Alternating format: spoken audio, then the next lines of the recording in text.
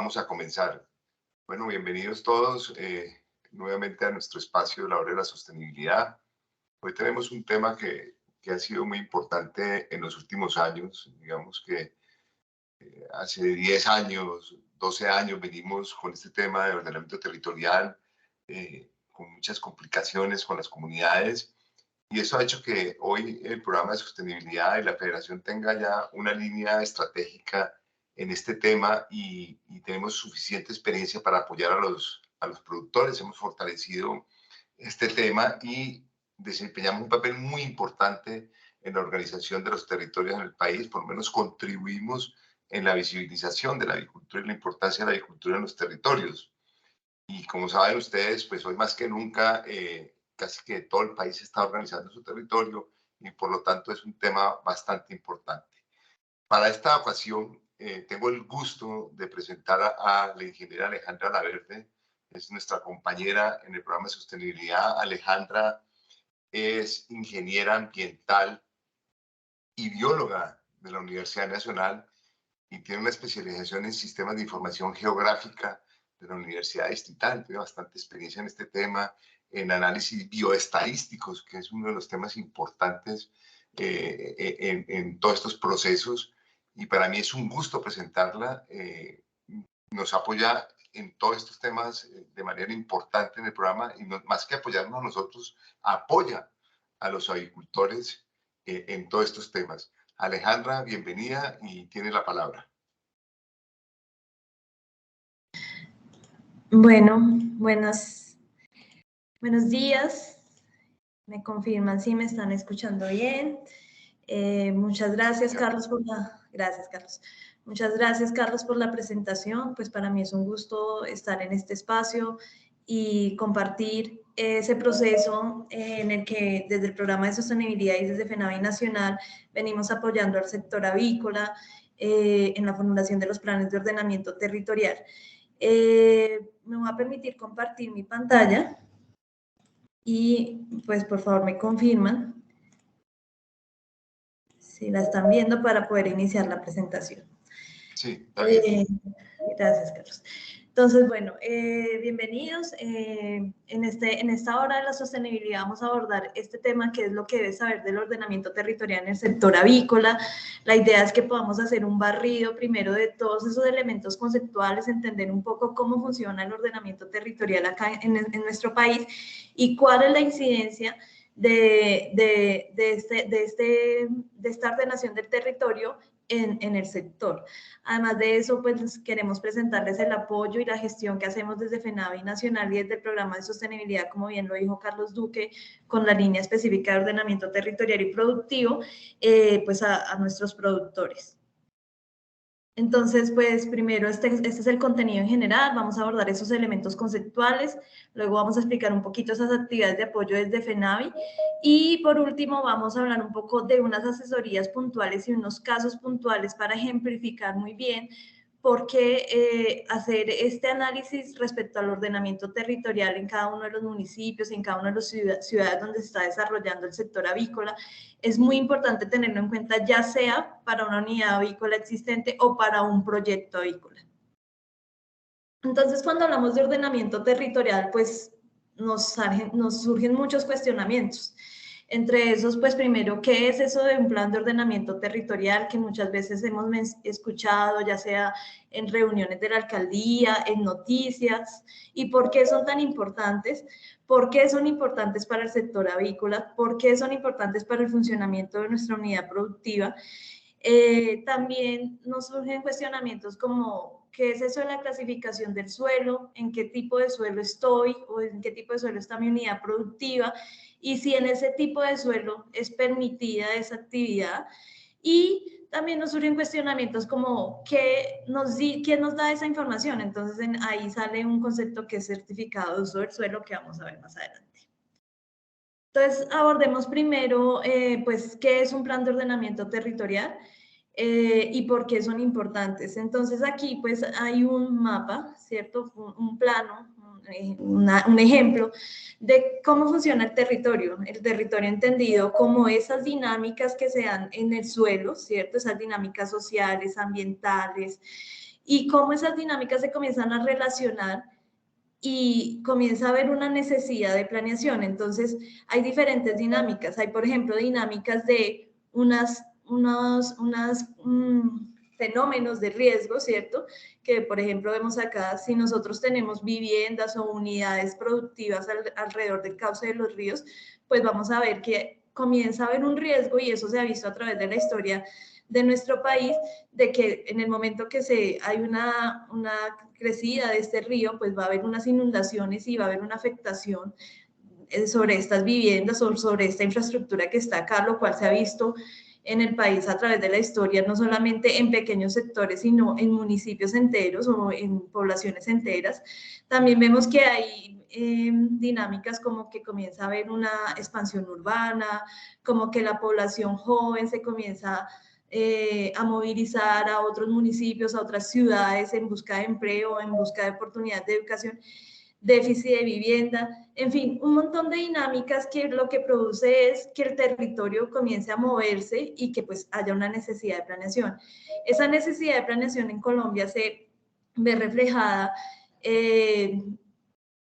comienza a verse reflejada desde la Constitución de 1991, donde se comienzan a establecer unos principios de ordenación del territorio, unos principios de propiedad, pero es con la Ley 388 de 1997 que nace el concepto de ordenamiento territorial en el país, y a partir de eso hay otras leyes posteriores, como la Ley Orgánica de Ordenamiento de 1454 del 2011, que establece cómo se va a planear el territorio y todos los conceptos que debe a través de esta planeación.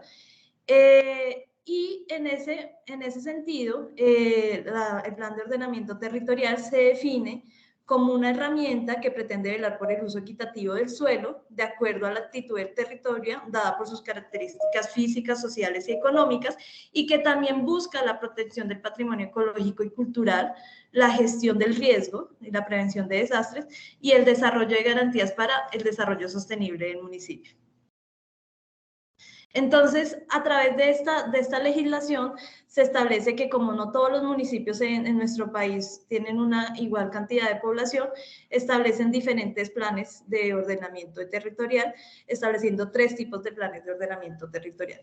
Los planes de ordenamiento territorial como tal, los POT, son planes que están diseñados para más de 100.000 habitantes. Los planes básicos de ordenamiento territorial, que son planes básicos diseñados para unos municipios o ciudades que tengan entre 30.000 y 100.000 habitantes, y los esquemas de ordenamiento territorial, que están diseñados para poblaciones con menor de 30.000 habitantes. Acá quiero reflejar con esta figura es de un estudio del Departamento Nacional de Planeación que se realizó en el 2016, es decir, estas cifras de aquí a 2022 pueden haber cambiado un poco, pero siguen reflejando una realidad. ¿Y cuál es esa realidad? Que los planes de ordenamiento territorial, a partir de la ley 388, nacen y comienzan a ser formulados a partir de 1999-2000. Esos son los primeros planes de ordenamiento territorial que comienzan a ver en el país. Esos planes de ordenamiento territorial requieren una actualización. Por ley es una actualización que se debe realizar cada 12 años. Sin embargo, en esta figura se demuestra que esa vigencia en todos los municipios presenta un atraso, es decir, hoy en día más de 886, aproximadamente el 81% de los municipios del país siguen teniendo planes de ordenamiento de primera generación, es decir, planes de ordenamiento que fueron formulados en el año del 99 y del 2000. Esto presenta una deficiencia a nivel de planeación y de organización del territorio en el país, ya que pues digamos que las herramientas para ordenar el territorio y las dinámicas del territorio del 2000 a la actualidad han cambiado, y por eso se requiere una formulación y es una actualización, y es una actualización que hoy en día, para este año, desde lo que hemos observado desde FENAVI y desde lo que refleja la realidad de los municipios, se viene dando insistentemente este año. Todos los municipios vienen y comienzan a actualizar estos planes de ordenamiento territorial, lo cual es muy importante pues porque tenemos que estar muy pendientes para ser partícipes de estos procesos.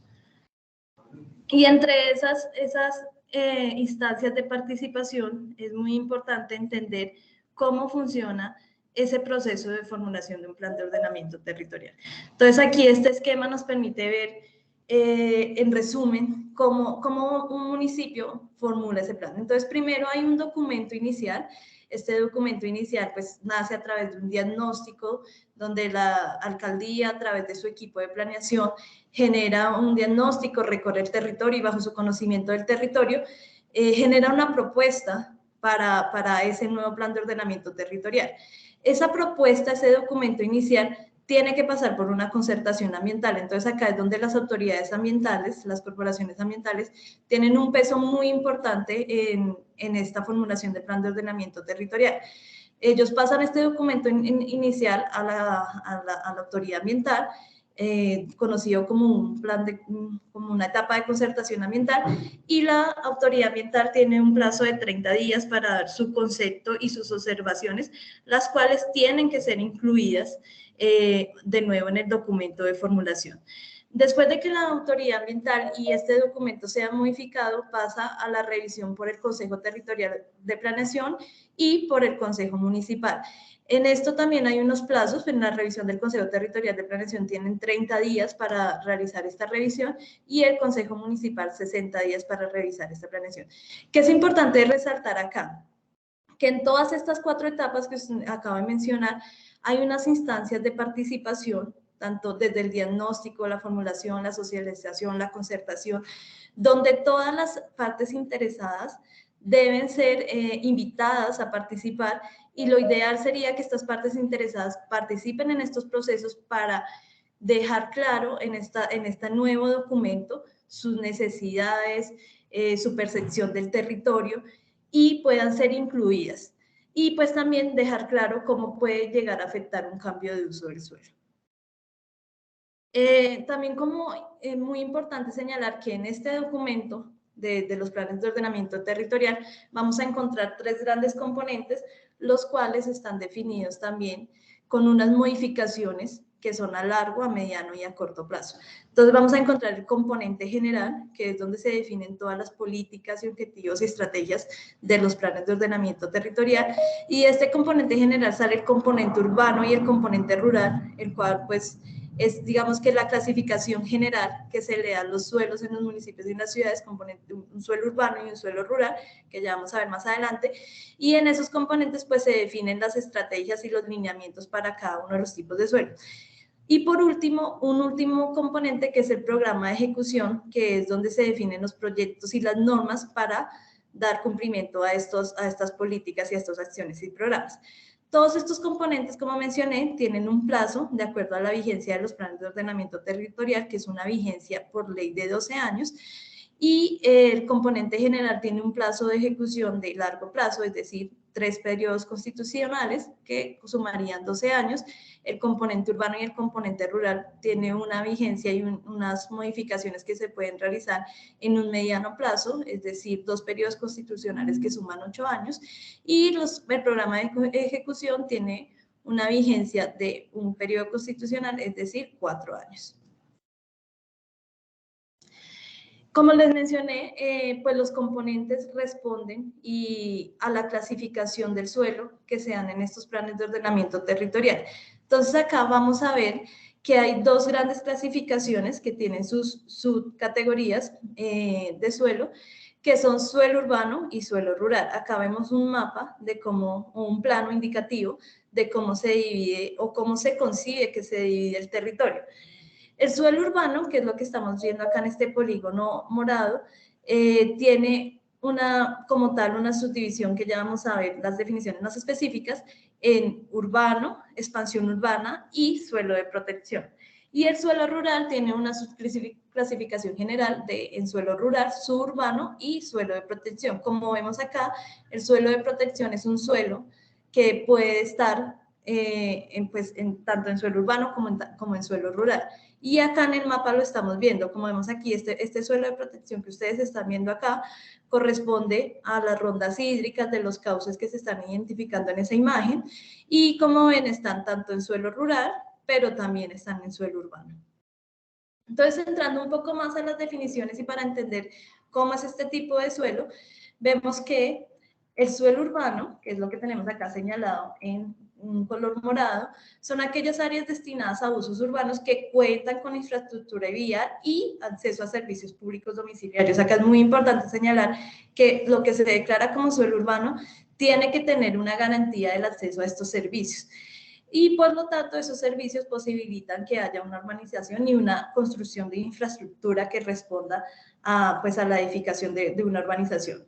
El suelo de expansión urbana, que es el que estamos viendo señalado acá en estos polígonos rojos, es aquello que responde a lo que el municipio o la ciudad ve y por sus características, porque también tiene un acceso a los servicios por las vías, ve como posibilidad de que dentro de la dinámica del territorio el casco urbano crezca hacia esas áreas. Entonces es un suelo que se decreta o a través de los planes de ordenamiento territorial se declara como que permite ese crecimiento urbano, entendiendo que pues hay una, digamos, dentro de las dinámicas del territorio hay una tendencia a que la urbanización vaya creciendo.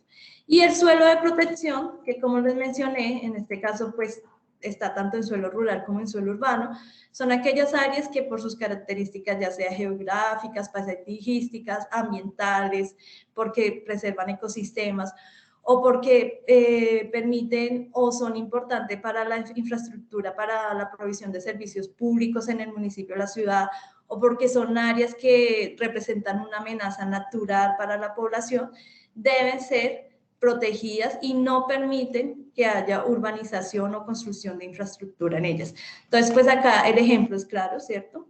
Como les mencioné, esta es la ronda de los cauces. Ya sabemos que pues las rondas de los cauces, además de representar una amenaza, ¿cierto? Un riesgo si hay una ubicación en esto, porque como les mencioné, los ríos, debido a las dinámicas climáticas, tienden a aumentar su nivel y pueden representar un riesgo. Además de eso, representan una importancia ambiental debido al bosque de galería que está ahí y la representación ecosistémica y todas las especies que puedan estar asociadas a este ecosistema. Por otro lado, tenemos el suelo rural, que como les mencioné, está ahí en rural, suburbano y también de protección. Y en el suelo rural, pues son áreas que no son aptas para el suelo urbano, ¿cierto? Que están destinadas principalmente para aquellos usos asociados a la vida del campo. Entonces son usos agrícolas, ganaderos, usos pecuarios, forestales o de explotación sostenible de recursos naturales.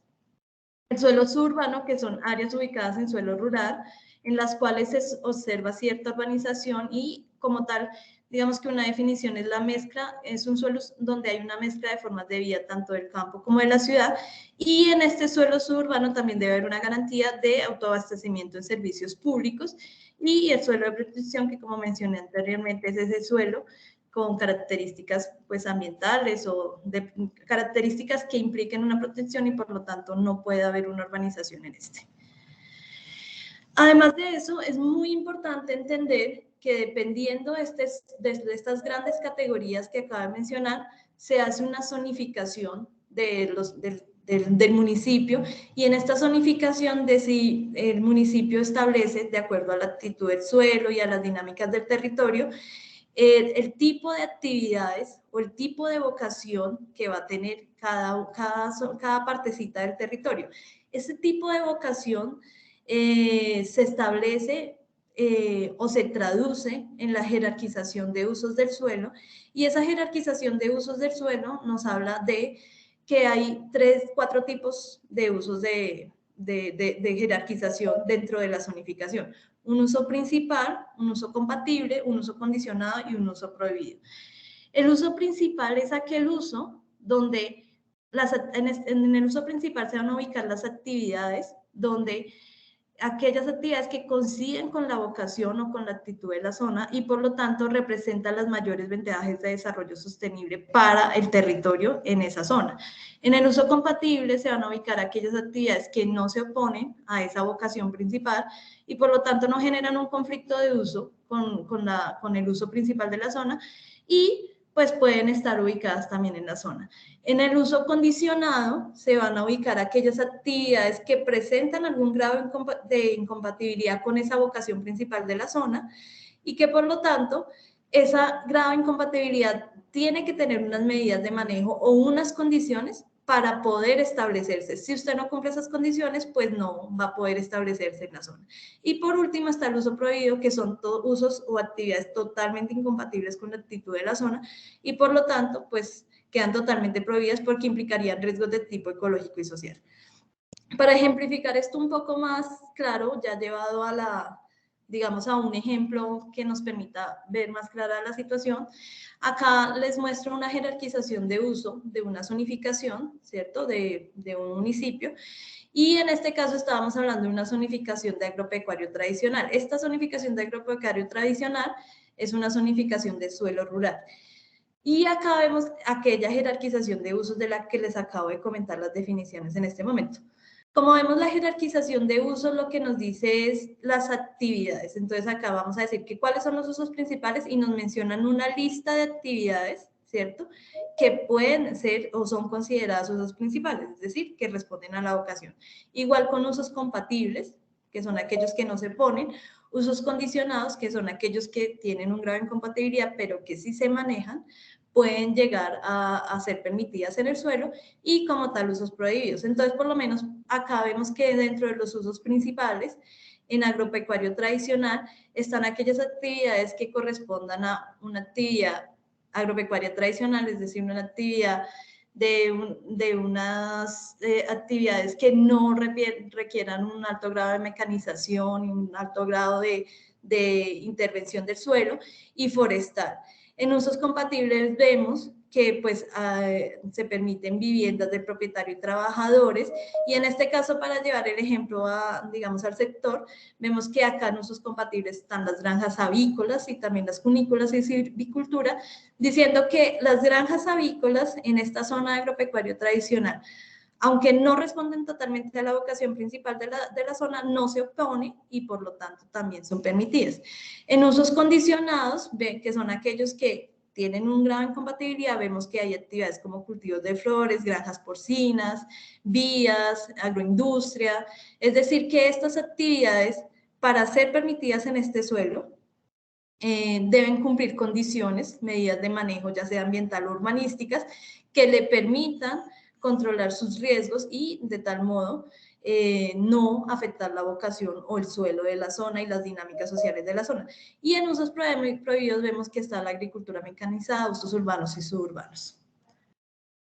Entonces, llevando esto a un resumen, ¿cierto?, de ya, digamos, aterrizado en el sector, cuando nosotros hablamos de que si las granjas avícolas, como vieron acá, están mencionadas en uno de estos usos, o las granjas avícolas, a la unidad avícola, llámese planta de beneficio, planta de incubación, entre otras, vemos, ¿cierto?, que dependiendo de donde esté en la jerarquización de usos, va a ser permitida o no permitida. Entonces, para ponerlo con el ejemplo de las granjas avícolas, si la granja avícola está mencionada en el uso principal, que quiere decir que esa actividad va a ser permitida en la zona o en el predio donde usted está desarrollando o pretende desarrollar la actividad. Si la granja avícola está mencionada en los usos compatibles, también quiere decir que es permitida. Si la granja avícola está mencionada en uso condicionada, es permitida sí, solo sí, y acá es muy importante resaltar el sí, solo sí, usted cumple las condiciones. Esas condiciones, como mencioné, suelen ser de carácter ambiental, de carácter urbanístico, y están definidas muchas veces en los planes de ordenamiento territorial y pues también por las autoridades ambientales pertinentes. Y si las granjas avícolas están en uso prohibido, quiere decir que esta actividad queda totalmente prohibida. Entonces acá vamos a poner un ejemplo de un mapa, ¿cierto?, para verlo ya de manera espacial. Entonces, en este mapa estamos señalando un predio, ¿cierto? Es esto que se ve coloreado de amarillo y verde. Esto es un predio. Acá en este predio pretendían construir una granja avícola y se realizó la consulta, ¿cierto? Entonces, tenemos la jerarquización de esta zona y vemos que en este predio hay dos zonas principales, ¿no? Áreas agropecuarias, zona de actividad agroforestal, y también tenemos una zona de ronda hídrica de una quebrada que está pasando acá por esta zona del predio. Entonces, de acuerdo a la jerarquización de usos, nosotros tenemos que mirar si Las granjas avícolas están permitidas en uso principal, compatible, condicionado o prohibido, y de ese modo saber si la actividad es permitida o no. Entonces, acá para el ejemplo, como vemos, la mayor parte del predio está en área agropecuaria tradicional, y vemos que es en la jerarquización que les mencioné en el anterior ejemplo, y las granjas avícolas acá están en usos compatibles, y como usos compatibles son aquellos que no se oponen a la vocación y que por lo tanto pueden ser desarrollados, pues en este caso las granjas avícolas en esta zona o en esta área amarilla serían una actividad permitida. Pero si vamos y miramos la jerarquización de esta zona de la ronda hídrica, ¿cierto? De la área periférica a los nacimientos y cauces de ríos y quebradas, vemos que cambia totalmente, ¿cierto? Esta es un área de protección, y como vemos acá en la jerarquización de usos, si vamos y miramos y buscamos las granjas avícolas o usos pecuarios o usos agrícolas, vamos y lo buscamos en esta jerarquización, vemos que está ubicada por acá en usos prohibidos. Es decir, que en esta zona que está cubriendo esta parte del predio, las actividades avícolas o la infraestructura asociada a nuestra actividad productiva no estaría permitida porque es una zona netamente de protección. La vocación es ser de protección. ¿Y cómo sabemos todo eso? ¿Cómo conocemos esa jerarquización? ¿Cómo llegamos a esto? La información la tenemos a través del concepto certificado de uso del suelo. Este concepto certificado de uso del suelo es un dictamen escrito por medio del cual el curador urbano en las grandes ciudades o la Secretaría de Planeación o Oficina de Planeación de la Alcaldía de nuestro municipio informan interesados sobre los usos o actividades permitidas en un predio de acuerdo a los lineamientos y normativa adoptada en los planes de ordenamiento territorial. ¿Qué es importante señalar? Ya vamos a ver unos ejemplos del concepto de certificado de uso del suelo, pero es muy importante señalar de lo que dice esta definición, que es informa.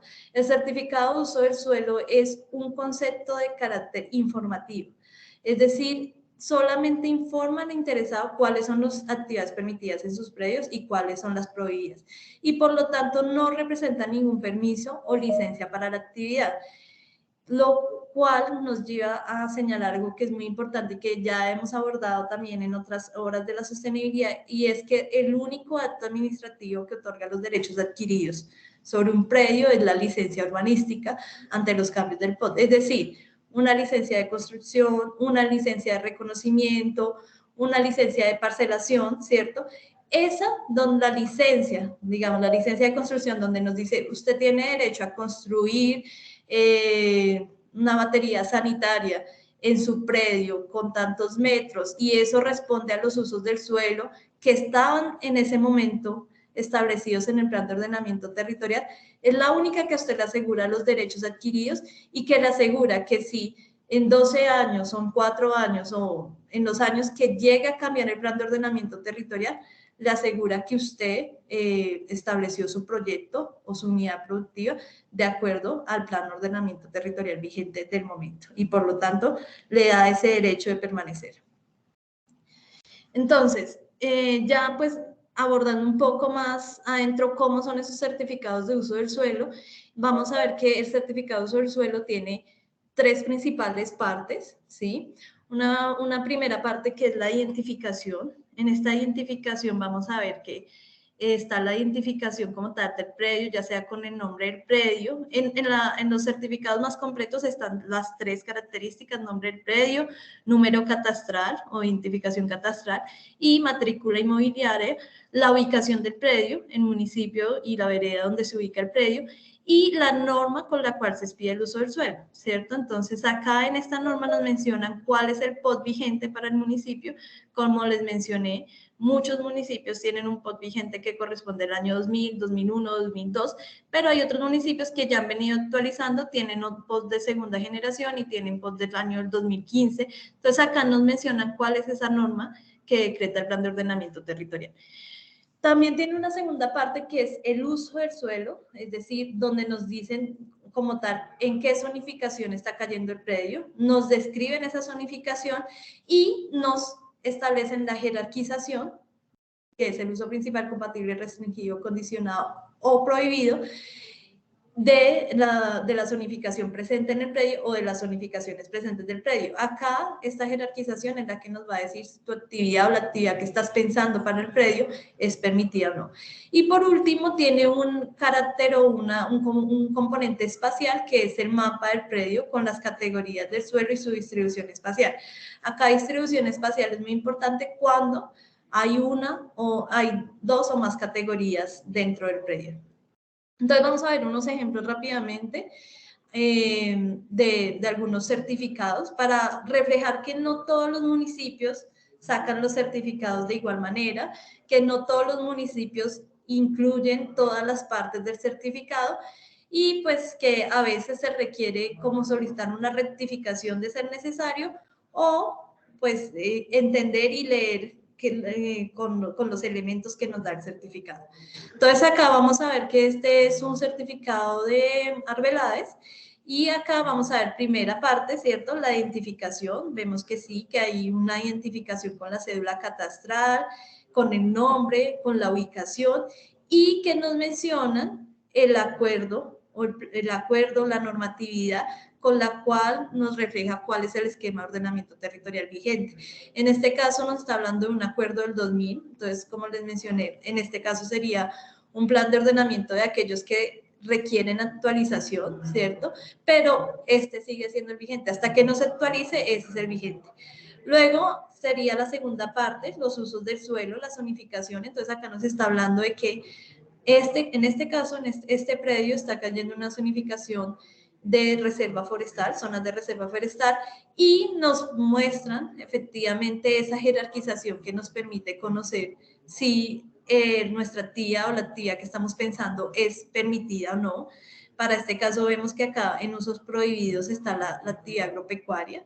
Entonces, si nosotros estamos pensando este predio para una actividad pecuaria, en este caso sabríamos que en este predio estaría siendo prohibida esa actividad, pero sin embargo en este certificado nos falta algo muy importante y es el mapa del predio. Entonces esto refleja la realidad de muchos certificados.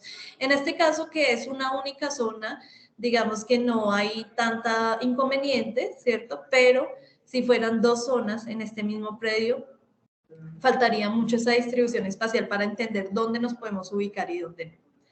Acá tenemos otro ejemplo. En este ejemplo también tenemos la identificación. También tenemos los usos del suelo. Acá este es un ejemplo donde vemos que en este predio en específico hay más de una zona. De hecho, hay 3 zonas: áreas agropecuarias, zonas de actividad agroforestal y áreas periféricas a los nacimientos en cauces y ríos. Y pues acá nos muestra, acá solamente traigo una parte, nos muestra la definición de esas áreas agropecuarias y la jerarquización de uso. También nos muestra ese componente espacial, nos muestra ese plan, ¿cierto? Acá vemos este predio, de hecho es el predio que utilizamos de ejemplo en las diapositivas anteriores. Acá nos está señalando el predio y nos está diciendo que hay 2 polígonos, como mínimo 2 polígonos. Y para este caso hay una ejemplificación espacial, pero no es lo suficientemente clara, ya que pues no tiene una leyenda, como podemos ver, no tiene unas convenciones que nos permiten.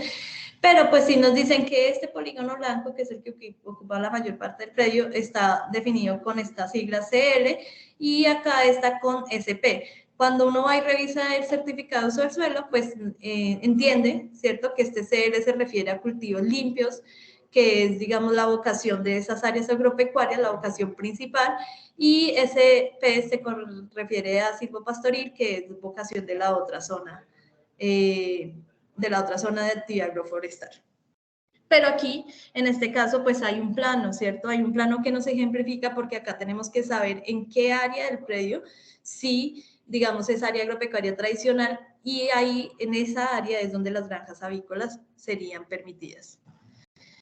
Y por último, tenemos un último ejemplo. En este ejemplo es interesante porque pues este ejemplo refleja todos los contenidos que se deberían esperar en un certificado de uso del suelo.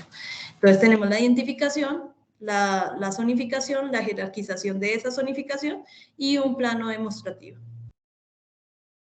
Listo, eso en cuanto para entender ese mundo de los planes de ordenamiento territorial, del ordenamiento territorial de Colombia, desde la legislación, desde los componentes más principales de ese plan de ordenamiento territorial, desde los tipos de suelo y desde cómo entender si mi actividad y mi proyecto es permitido o no. Y ahora vamos a abordar esas actividades que realizamos desde FENAVI, desde el programa de sostenibilidad y la línea de ordenamiento territorial y productivo, que apoya a los productores y que invitamos y nosotros pues estamos al servicio de ustedes para que consulten, ya sea de una unidad avícola existente o de un proyecto que ustedes quieran realizar en el predio. Entonces, antes de comprar el predio o de establecer cualquier negocio, la idea sería que ustedes consulten antes estos certificados para saber si sí es un predio apto para el proyecto que ustedes están pensando. Entonces, dentro de esas actividades, hay unas actividades muy importantes que es, la primera es desde FENAVI como representación del gremio, asistimos y los acompañamos a ustedes a los espacios de socialización en la formulación de estos nuevos planes de ordenamiento territorial que, como mencioné, los municipios vienen adelantando juiciosamente, que hay muchos desactualizados, pero que ya hay muchos municipios que están en esas actividades de diagnóstico, de concertación, de socialización. Entonces, la idea es que puedan participar ustedes como partes interesadas, pero nosotros como gremio hacemos representación, llevamos datos y llevamos la importancia del sector avícola para que sea considerada en la formulación de estos planes de ordenamiento territorial en el municipio. También tenemos unos canales de divulgación que ustedes pueden consultar libremente. Dentro de esos tenemos la plataforma de Más FENAVI. En esa plataforma ustedes van a poder encontrar un geovisor en el cual primero van a poder mirar en un detalle la distribución de las granjas avícolas en el país.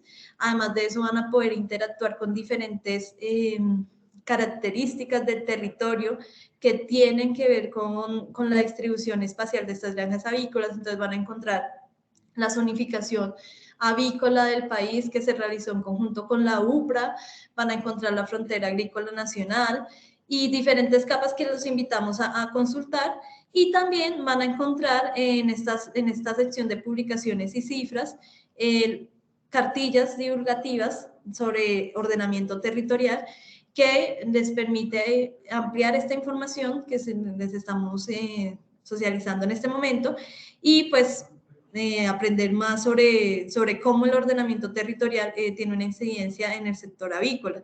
Además de eso van a encontrar una sección de perfiles territoriales donde van a encontrar las principales características avícolas de los municipios y de los departamentos en el país. Y por último tenemos unas asesorías puntuales para cada caso, es decir, para cada predio, para cada avicultor, para cada productor, que denominamos informes de recomendaciones de ordenamiento territorial. Esos informes, pues, son muy importantes porque como tal aterriza la necesidad en cada productor y estos informes son unos informes que buscamos que sean sencillos y que les permitan entender a ustedes si su actividad es permitida o no en el predio. ¿Debido a qué? Pues que como les mencioné, no todos los certificados de todos los municipios son iguales, no son igual de claros y pues a veces requieren unas confirmaciones espaciales que nosotros desde el programa brindamos. Entonces, en estos informes vamos a encontrar básicamente 4 capítulos que vamos a ir mirando rápidamente uno a uno. Acá, antes de abordar esos capítulos, pues, ¿qué insumos son necesarios para solicitar esos informes de recomendaciones? Acá, bueno, acá hay un formulario, ¿cierto?, por el cual se hace la solicitud. Este es el código QR si lo quieren escanear, pero este formulario pues también se los puede hacer llegar los ingenieros de campo, los ingenieros ambientales de campo en cada una de las zonas. Ya claramente hay muchas interacciones y hay mucha generación de estos informes, pero si ustedes los requieren, los pueden solicitar a través de ellos o a través de nosotros, que nosotros estamos siempre dispuestos para brindarles esta información. ¿Qué insumos van a requerir? El formulario es muy básico, lo que requerimos son datos del solicitante, la empresa o el nombre de la persona, la ubicación, las coordenadas, la ubicación geográfica de donde ustedes van a realizar o tienen su unidad productiva, Eso lo pueden hacer a través del formulario poniendo las coordenadas como tal, pero también señalando en el mapa, en una imagen satelital, las características de la actividad avícola, ¿sí? Si va a ser una unidad, una planta, o si va a ser una granja avícola y qué sistema productivo, engorde, postura, material genético, qué encassetamiento tienen pensado o qué encassetamiento tienen. Y por último, y muy importante, el certificado sobre el suelo vigente en lo posible a un año. ¿Por qué es muy importante? Porque, pues, como les menciono, el certificado sobre el suelo es el que nos va a decir si la actividad es permitida o no. ¿Y por qué lo pedimos preferiblemente a un año? Porque los planes de ordenamiento territorial, como les mencioné al principio, pues tienen varios componentes y varios plazos, ¿cierto? Y dentro de eso es largo, mediano y corto plazo, puede sufrir algunas modificaciones, no totales, pero sí algunas modificaciones, unos ajustes, que pues es importante ver reflejados en, digamos, a través del tiempo, y por eso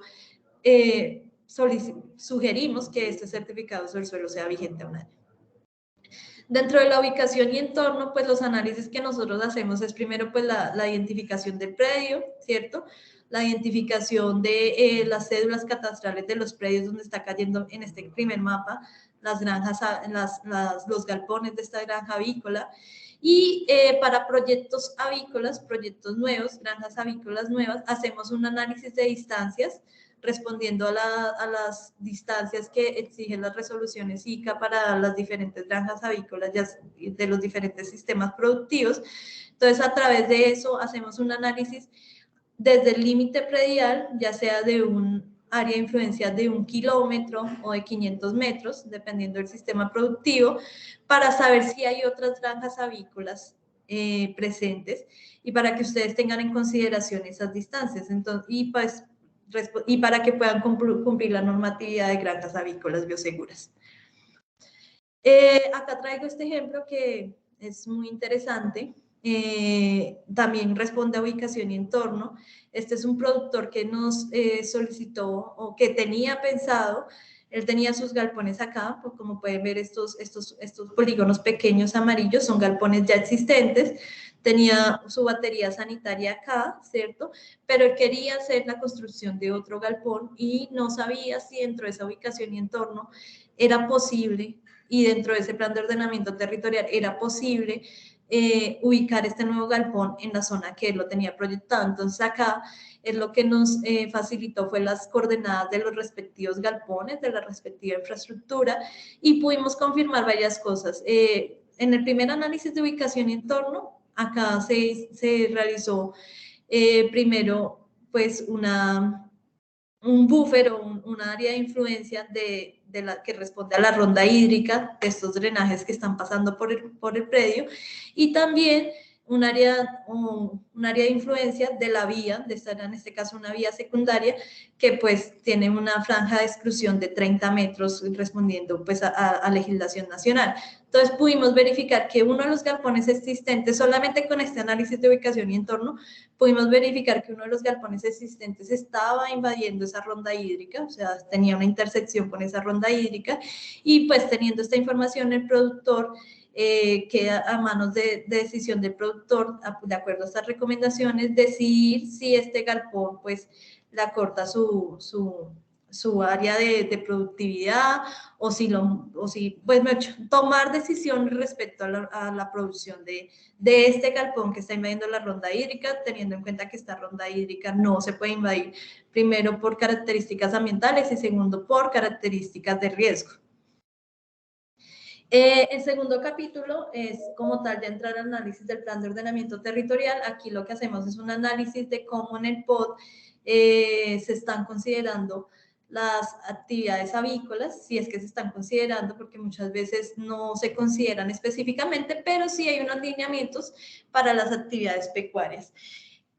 También hacemos el análisis ya específico del predio según la georreferenciación, o según el análisis del certificado sobre el suelo con la zonificación que esté dentro del predio. Entonces vamos a ver aquí unos ejemplos. Bueno, aquí es el análisis de certificado sobre el suelo, que como responde a los ejemplos que les mencioné anteriormente, pero aquí vamos a ver unos casos. Entonces, Este primer caso es interesante porque en este caso nos hicieron llegar, el predio es este que está señalado acá en rojo, nos hicieron llegar de este predio el certificado de uso del suelo y en el certificado de uso del suelo nos mencionaban que el 100% del área predial estaba en esta zonificación de zonas de reserva forestal. Como vimos anteriormente, en estas zonas de reserva forestal, este es el certificado de Arbeláez, las actividades agropecuarias estaban prohibidas y acá ya había una granja establecida, ¿sí? Acá vemos los dos galpones. ¿Qué pasó? Que cuando nosotros vamos y hacemos el análisis, y por eso es muy importante en lo posible hacer esta confirmación espacial con la cartografía de los planes de ordenamiento territorial, cuando vamos y hacemos el análisis nos damos cuenta que no todo el predio está en esa zona de reserva forestal, que es este color verde, sino que una parte del predio, ¿cierto? Como un 35% del predio, está en otra zona que se llama áreas suburbanas, ¿sí? Y que cuando vamos y revisamos la jerarquización de esas áreas suburbanas, las granjas avícolas o los usos agropecuarios son un uso condicionado. Entonces, al ser un uso condicionado, nos está diciendo que puede llegar a ser una actividad permitida si usted tiene en orden y cumple todos los condicionamientos que, como mencioné, suelen ser ambientales y urbanísticos.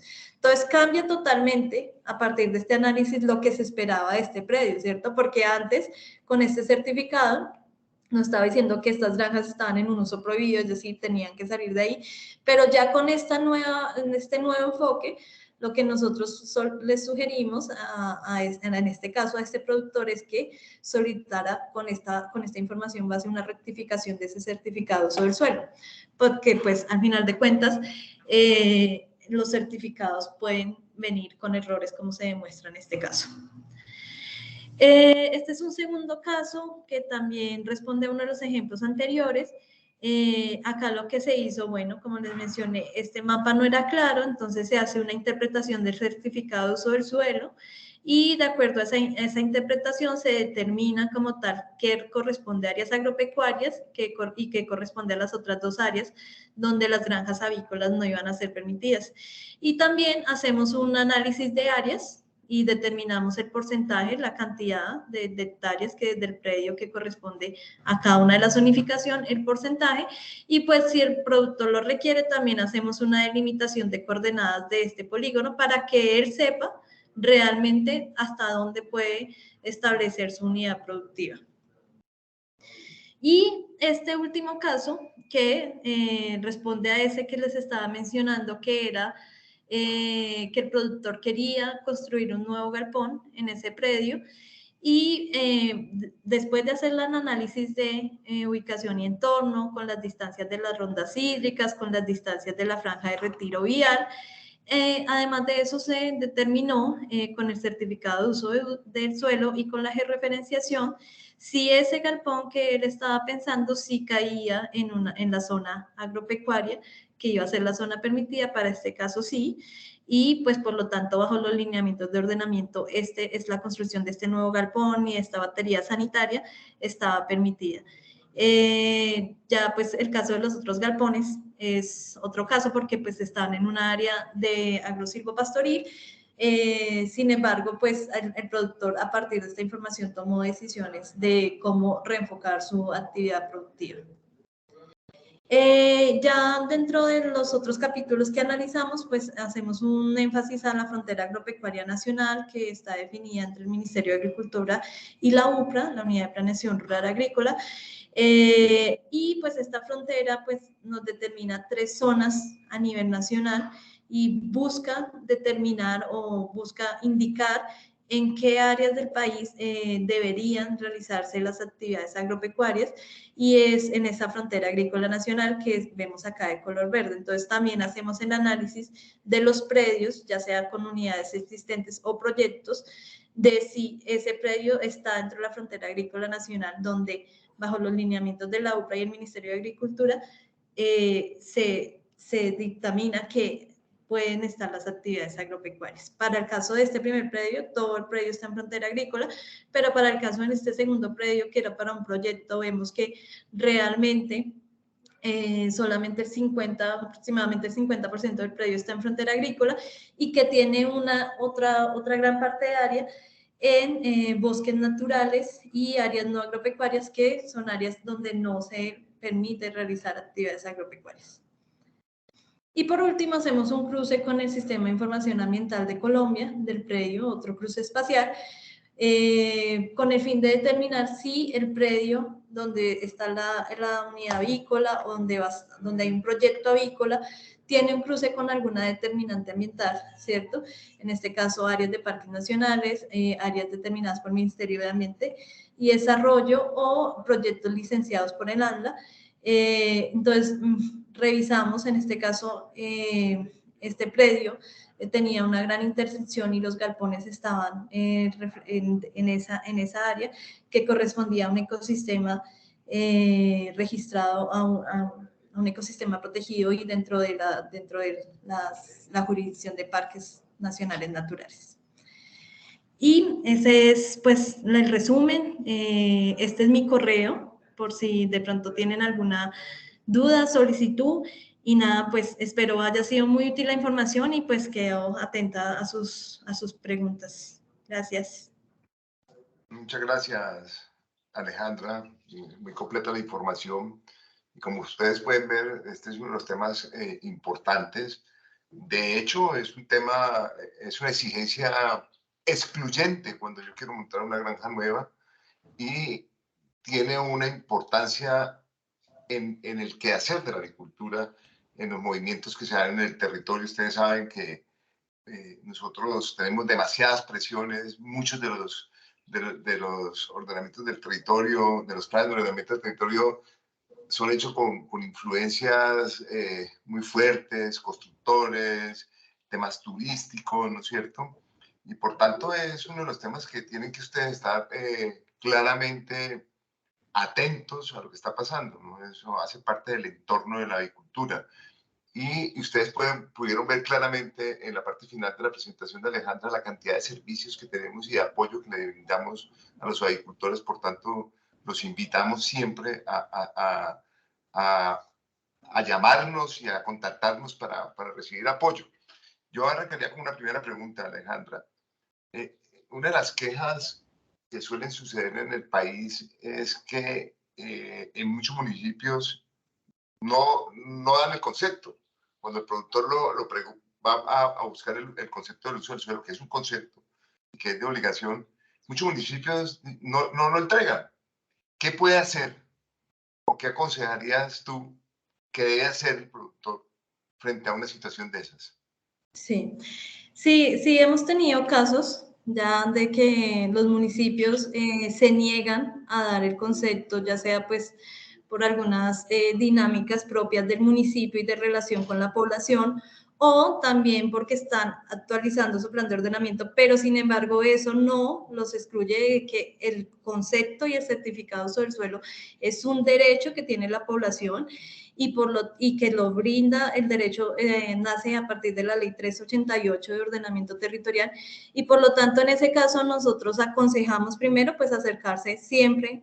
Lo que siempre hemos aconsejado desde FENAVI es mantener buenas relaciones con nuestras entidades municipales, acercarse al municipio, explicarles que es un derecho, pero dado el caso de que el municipio sea resistente a esta petición, nosotros hemos creado y los asesoramos con un formato de un derecho de petición para que obtengan este certificado, porque como tal este certificado es un derecho de carácter informativo y el municipio la entidad municipal no se puede negar, no se debe negar.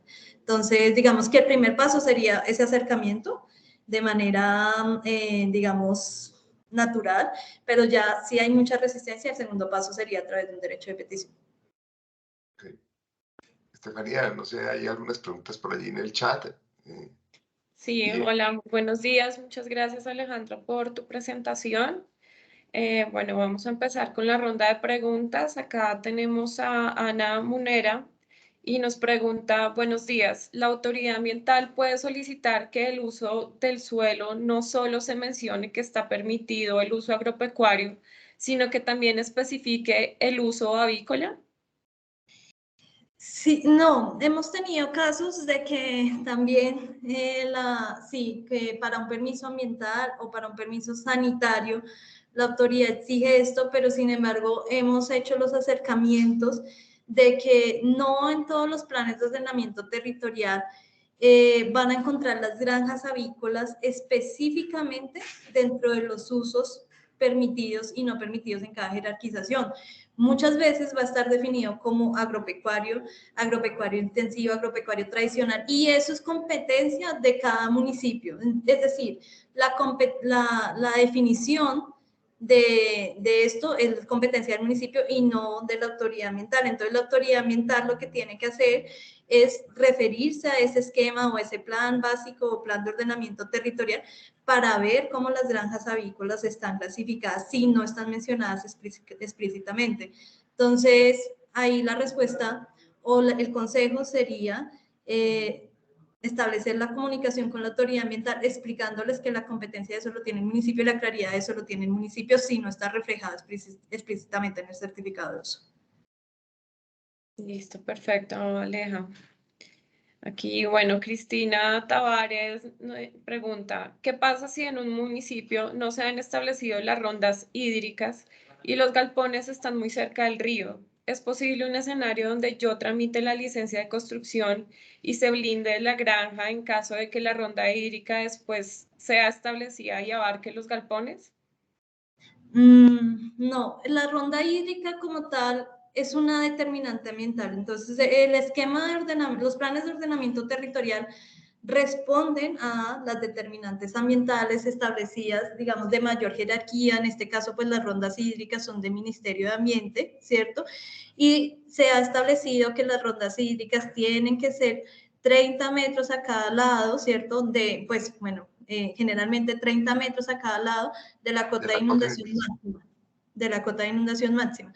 Del cuerpo de agua. Y en nacimientos, 100 metros alrededor. Esta ronda hídrica es una determinante, es una ley de mayor jerarquía que el plan de ordenamiento territorial y por lo tanto se debe respetar y se debe, digamos que, establecer. Y además de eso, no es recomendable, no solamente por proteger la estructura ambiental del municipio y ecosistémica, sino por gestión de riesgo, que pues es lo que hemos visto y algunos casos que desafortunadamente no han pasado solo en el sector, sino a nivel nacional, y es que nos establecemos en la ronda, no respetamos ese cauce, ¿cierto? Y cuando las condiciones climáticas son favorables para que el río o el drenaje vuelva a retomar su cauce máximo, pues hay, o sea, hay inevitablemente accidentes y pues cosas que pueden terminar no solamente en que la infraestructura se caiga, sino en pérdidas de vidas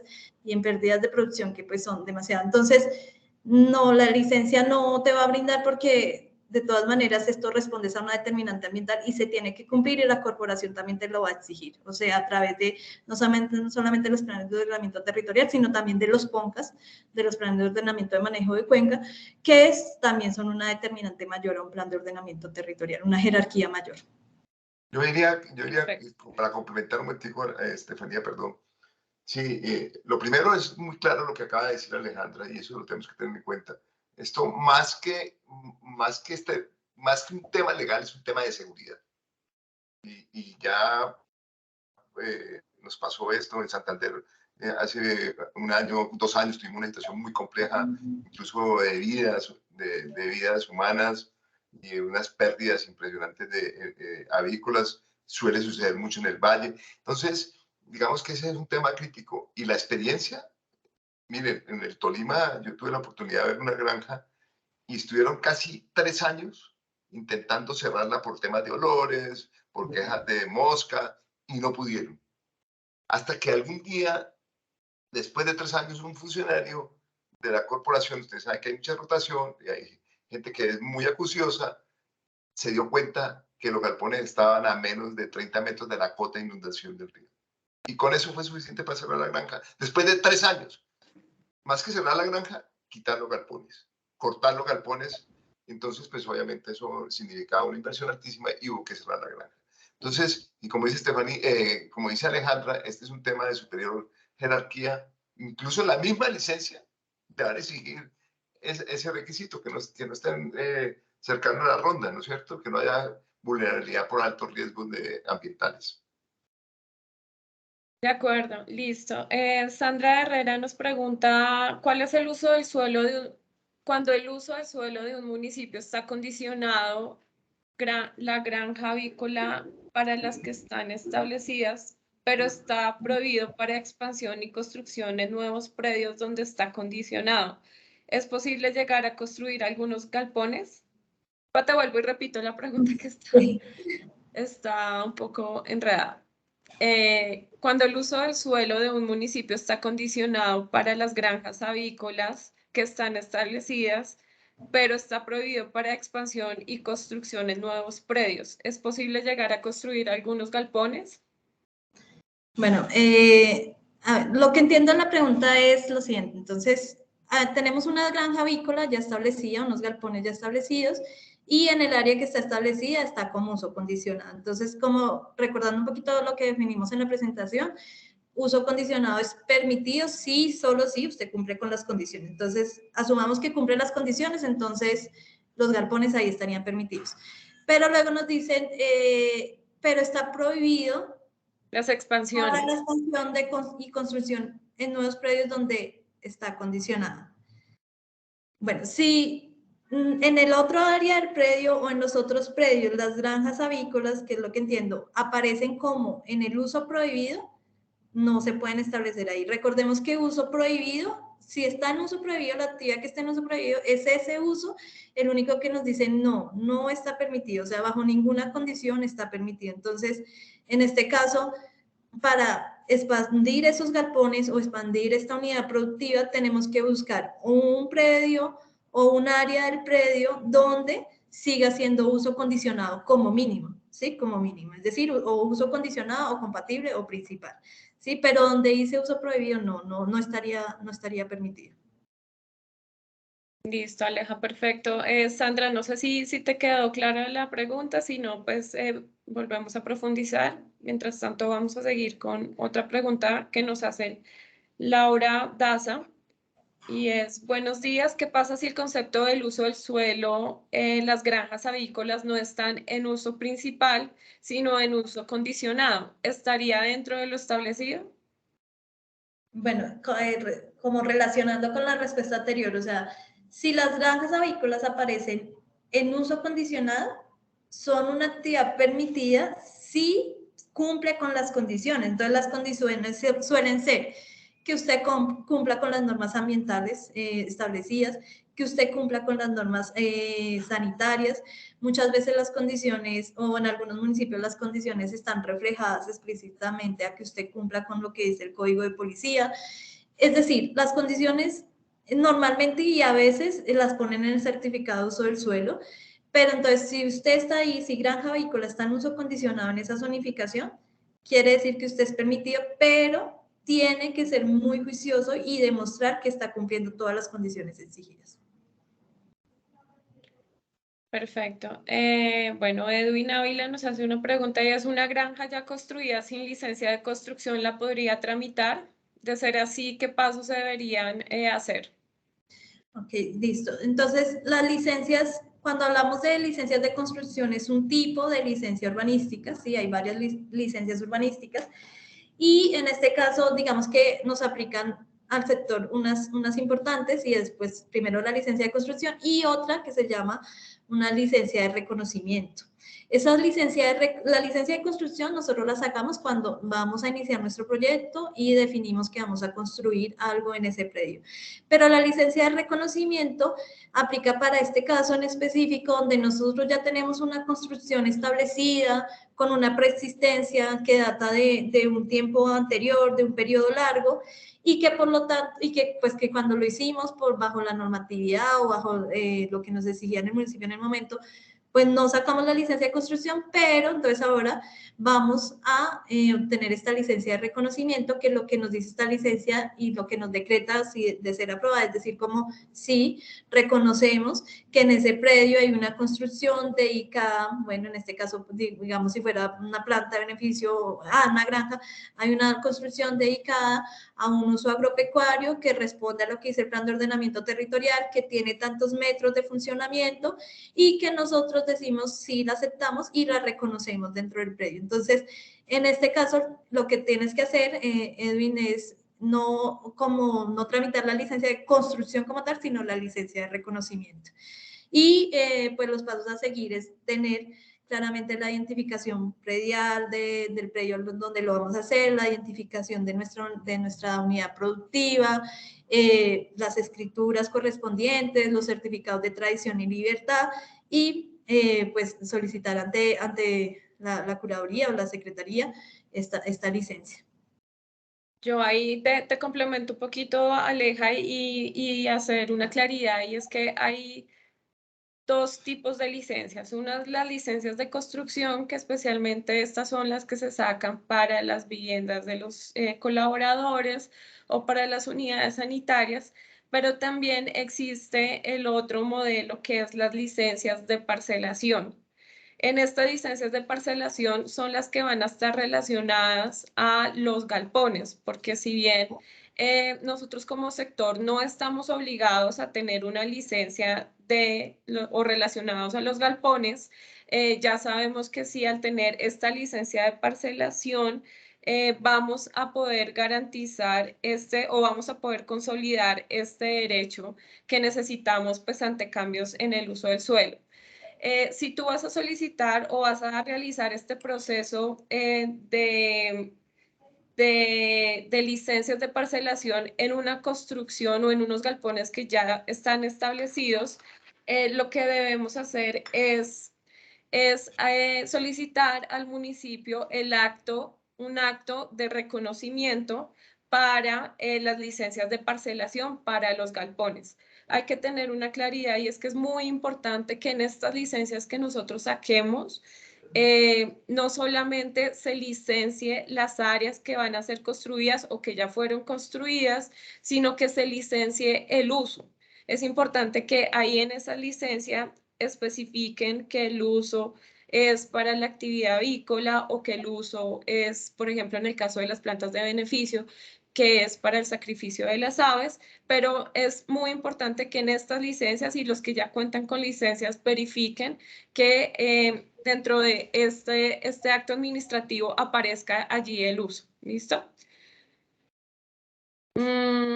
Bueno, seguimos. Ana Munera nos pregunta, presenté un derecho de petición ante la autoridad ambiental debido a que el uso de los suelos no menciona uso avícola y me lo están solicitando y me responden que es necesario que se especifique que será de uso avícola extensivo para poder iniciar el trámite de concesión. Bueno, creo que eso está relacionado con la pregunta anterior, ¿sí? Bueno, como mencioné, o sea, el municipio es el competente para establecer, digamos, estas definiciones que bajo el municipio se entiende como pecuario, como, bueno, o como la subdivisión de avícola, o como agropecuario tradicional, agropecuario intensivo, agropecuario. Entonces, en este caso, el derecho, o sea, la solicitud tiene que ser a la Secretaría de Planeación, ¿sí? Para que especifiquen, si dado el caso, de si hay una clasificación que llegue a ese nivel de detalle en el municipio para avícola extensivo, para poder responder a la autoridad ambiental. Pero la respuesta como tal a la autoridad ambiental es que la competencia de estas definiciones y de esta clasificación es del municipio y como tal el que le tiene que responder es el municipio y pues realizar la consulta o elevar la consulta a la Secretaría de Planeación del municipio. Si no está establecido por el municipio, muchos municipios lo que hacen o no está establecido como originalmente en el plan de ordenamiento territorial, muchos municipios lo que hacen es a través de su secretaría o de sus curadurías sacar unas circulares aclaratorias con esas definiciones cuando ven la necesidad generalizada, más que una necesidad, digamos, individual. Entonces tocaría mirar en detalle cuál es el caso de este municipio y si quieres, Ana Munera, pues también nos hace llegar la solicitud y si quieres miramos a detalle si en el plan de ordenamiento del municipio hay alguna definición para esto de avícola extensivo, este sistema, o cómo podemos gestionar la comunicación con el municipio y con la autoridad ambiental para poder explicarles a nivel técnico por qué, digamos, no está esa definición. Entonces, porque no existe esa exacto. Entonces, pero hay que mirar cuál es el criterio que está utilizando justamente el municipio, como lo estás diciendo, ¿no es cierto? Porque nosotros justamente somos una actividad intensiva, ¿no es cierto? Que significa que tenemos en un área relativamente pequeña un número elevado de animales, contrario al tema extensivo, ¿ves? Entonces, habría que mirar eso claramente, por qué el municipio, de dónde saca el municipio ese concepto, ¿no es cierto? Si es que lo está pensando en diferenciar entre pequeños productores y grandes productores. Sí, digamos que ese es como una de casos que se han presentado que, digamos, hay como una brecha de información, ¿sí? Entre la autoridad y entre lo que establece el municipio y pues también entre lo que es concebido técnicamente. Entonces, para estos casos tan específicos, sí, Ana, si nos puedes ayudar haciéndonos llegar el caso y miramos qué autoridad está exigiendo esto, bajo qué concepto lo está exigiendo y cómo el municipio está considerando, a ver si hay una consideración que debamos tener en cuenta y te podemos ayudar con la respuesta ante la autoridad, en este caso tan específico, ya que pues han sido insistentes en esta clasificación. Listo, perfecto. Bueno, Daniela Grillo nos pregunta, ¿la licencia de reconocimiento se debe solicitar para una cantidad establecida de animales? Es decir, si tengo una granja agroecológica, incluidos pollos de engorde y 20 gallinas de postura en pastoreo, ¿debo también solicitar la licencia? ¿Y ante qué entidad solicito el uso del suelo establecido en el esquema de ordenamiento territorial para mi predio? Gracias, muy buena exposición. Bueno, Daniela, acá creo que Estefanía lo mencionó en este momento, las licencias de construcción y las licencias de reconocimiento en el caso de galpones, que son estructuras livianas. Hay una circular del Ministerio de Vivienda que nos establece que para estructuras livianas no se deben solicitar licencias de construcción. En este caso que tú nos mencionas, que tienes una granja agroecológica y que realmente tienes 30 aves, pues en este caso me imagino que la estructura en la que tienes estas aves es un corral pequeño que pues no va a requerir como tal licencia, pues porque no es una estructura, digamos, pesada. Entonces, en este caso no requieres esa licencia de reconocimiento y de construcción. Y ante tu segunda pregunta de a qué entidad solicitó el uso del suelo, establecidos en el EOT, pues en este caso en un esquema de ordenamiento territorial, estamos hablando de un municipio pequeño. Normalmente, en este caso es ante lo que conocemos en la alcaldía como secretaría o oficina de planeación. Ellos te van a brindar el certificado y ya si es en una ciudad más grande o en un municipio más grande, pues estos certificados muchas veces también se pueden expedir a través de la secretaría o de las curadurías. Listo, perfecto. Bueno, otra inquietud. ¿Hay un documento guía a nivel nacional sobre determinantes ambientales o cada autoridad ambiental regional define las determinantes ambientales para cada municipio? No, en este caso las determinantes ambientales sí están definidas a nivel de legislación, en el caso del decreto 3600, están definidas las determinantes ambientales para suelo rural y pues además de eso, pues digamos que las autoridades ambientales lo que hacen es apoyarse en la legislación, pero también hay otras determinantes, otras herramientas que cuentan como determinantes que son como las mencionadas que les comenté, como los PONCAS, los planes de ordenamiento de manejo de cuencas y todas estas determinantes deben ser incluidas por ley en la formulación de sus planes de ordenamiento territorial. Es decir, ya los planes de ordenamiento territorial y la actualización de los planes de ordenamiento territorial deben estar de la mano con el respeto de todas las determinantes ambientales. Sí, aquí te complemento algo, Aleja, también, y es que hay que tener en cuenta que hay tanto determinantes ambientales de nivel o de carácter nacional como determinantes ambientales regionales. Entonces, también las corporaciones tienen establecidas estas determinantes ambientales regionales y para ello, digamos que lo que debemos hacer es consultarlo a través de la corporación o a nivel nacional a través del Sistema de Información Ambiental de Colombia, que allí también vamos a tener las determinantes ambientales de cada territorio. ¿Listo? ¿Qué significa que la autoridad ambiental hable de avicultura extensiva? ¿Está establecido este concepto? Sí, pues como tal, esto se relaciona a la pregunta anterior, como tal, pues como lo mencionó Carlos Duque, pues nosotros somos una actividad de un carácter confinado, de un carácter intensivo, entonces pues realmente la autoridad debe haber como una brecha en ese concepto técnico, una brecha de la información, donde tocaría mirar, como mencionamos, bajo qué concepto y qué autoridad está hablando de esta clasificación para entrar en discusión con ellos, pero como tal, digamos que ese concepto no responde pues a la realidad del sector. Sí, además que también hay que tener en cuenta pues el tamaño de mi producción, porque no todas las producciones, por ejemplo, para unos productores pequeños, no todas las producciones pueden estar definidas como intensivas. Entonces acá la importancia y digamos que también la autonomía que tienen los municipios es que ellos mismos definen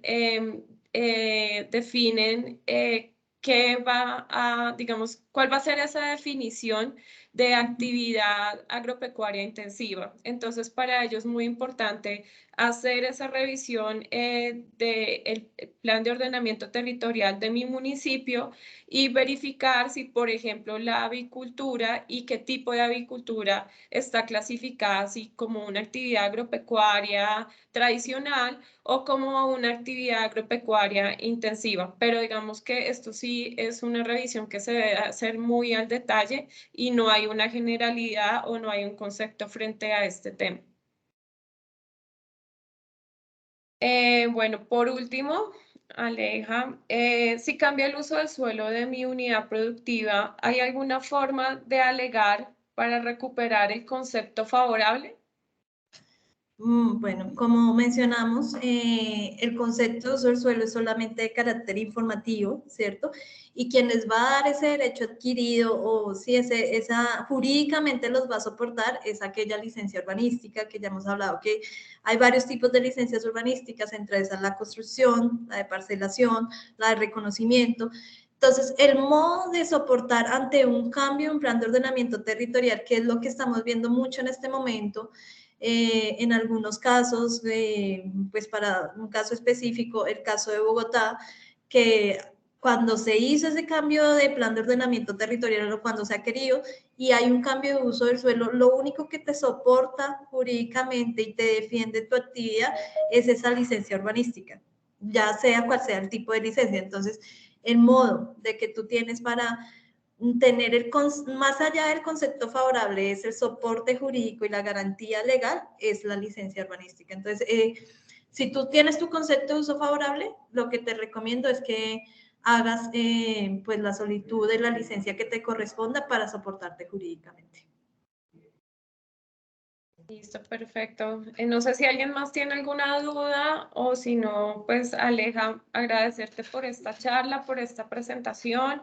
De todas formas, vamos también a esta charla a colgarla en la página, en el canal de YouTube de FENAVI, con el fin de que ustedes puedan volver a revisar o puedan volver a detallar algo que, pues, que se les presentó el día de hoy. Y cualquier duda, cualquier inquietud, pues ustedes ya saben que desde la línea de ordenamiento territorial del programa de sostenibilidad los acompañamos y los asesoramos en todo lo que necesiten. Gracias, Alejandra, por tu presentación. Muchas gracias a todos ustedes por su atención y pues quedamos atentos a cualquier duda, cualquier caso, estamos siempre abiertos e interesados en apoyarlos. Listo, muchas gracias y muy buen día para todos. Buen día.